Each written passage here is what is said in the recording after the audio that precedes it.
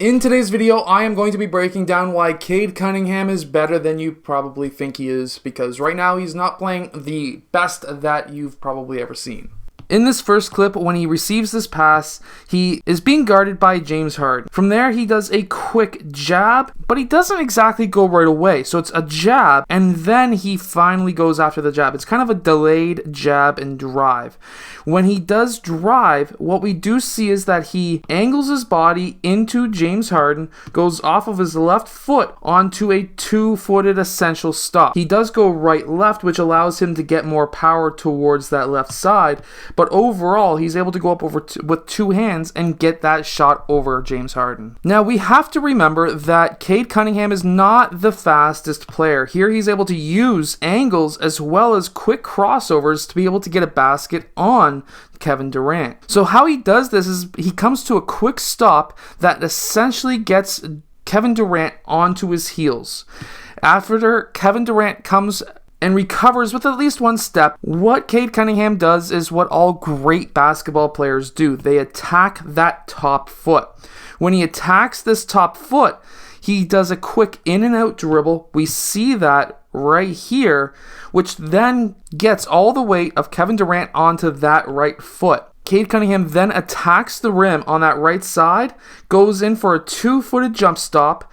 When he does this, he slightly pushes off of Kevin Durant to be able to have that angle to get that layup. Now, Cade Cunningham also has a fantastic ability to be able to pass. Here, it's a 2-on-1 situation against one single defender who is guarding Cade Cunningham straight up. From there, Cade Cunningham looks towards the outlet player or the sideline player and then instead passes down to the cutting player going towards the rim. This is a very, very good tactic. It's essentially a 3-on-1, but what we do see is a few players would kick out for a three, but Cade Cunningham has the passing ability to be able to lead that pass so that that player doesn't get jammed. Cade Cunningham, when he gets defensive rebounds as well, he looks up court. Sometimes he doesn't even have to dribble, but here he does take one dribble where he's able to get it to Kelly Olynyk for a layup. By doing this a few times a game, looking up, looking for that far deep outlet player, you will essentially speed up that defense to a point where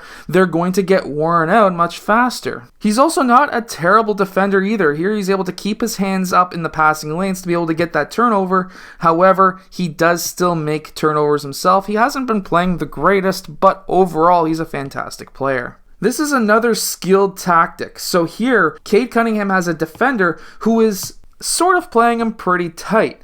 Cade Cunningham has a player who's coming up to set that screen, but this player is not in a position to where Cade Cunningham is able to essentially bait him into using that screen. And because of that, Cade Cunningham does a quick through the legs, behind the back crossover that shifts that defender towards that right side away from that screen. That way, when he uses this screen, he is then able to direct that player into the body of that screener so that now he can force that player to go over top of that screen, and now these two players are on a 2-on-1 situation against one single defender. Cade Cunningham then is able to send up that floater, which is such a great shot for him. Now, when you've got a screen coming up to you, and obviously this defender is probably calling out screen, screen, screen, so that will then have that defender back up just a bit, or maybe Cade Cunningham could have beat him off the dribble a few times. That's possible as well, but usually when a defender starts backing up when a screen is coming towards them, that means that that defender is going to go underneath that screen when you use that screen.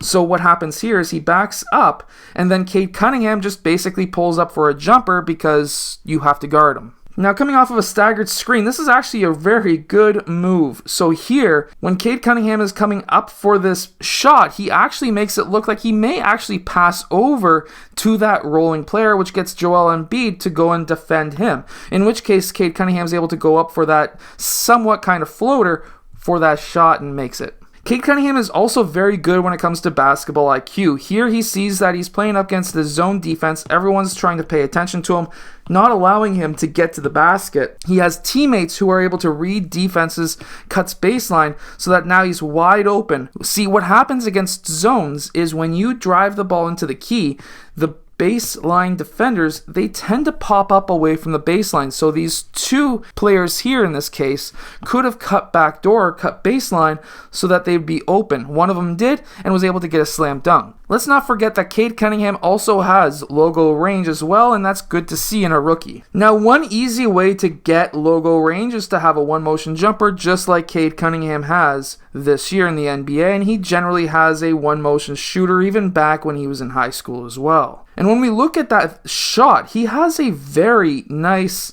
very soft, high release, which allows him to get that arc and that power on that ball. He doesn't exactly have a ton of spin on it, but usually when you have a soft release, you're not going to get a ton of spin anyways, and that's why he's able to drain that shot. One motion shots from logo range is how you will be able to shoot from back there. Two motion shooters have issues shooting from that far away. I hope that this Cade Cunningham breakdown helps you become a better basketball player and understand his game much better. He is a very good player. He's been dealing with injuries in his rookie year, which is why he hasn't been performing to where people are saying that he should be.